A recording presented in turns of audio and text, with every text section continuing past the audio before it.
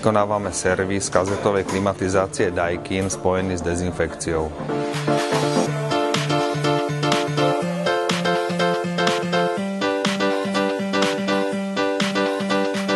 V prvom rade rozoberieme plastový kryt, odoberieme filter a začneme rozoberať vaničku na odtok kondenzu.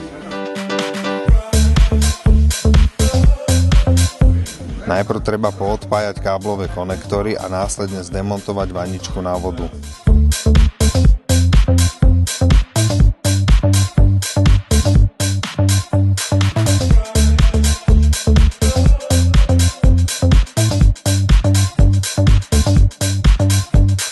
Vanička sa čistí saponátom a urobí sa vizuálna kontrola čerpadla.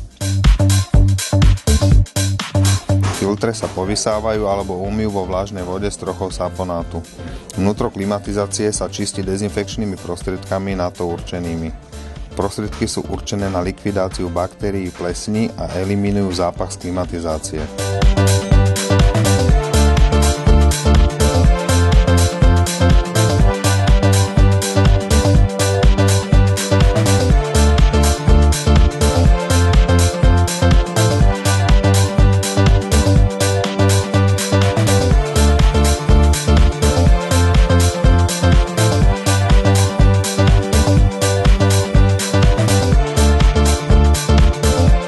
Vnútorná klimatizačná jednotka je napájaná medeným potrubím do vonkajšej jednotky, ktorá sa stará o tlak chladiva v okruhu.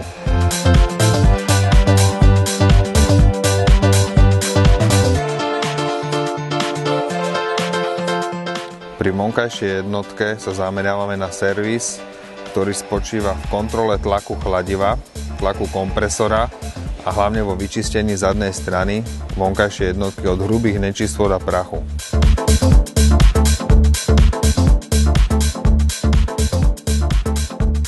Dobrá klíma, leto či zima.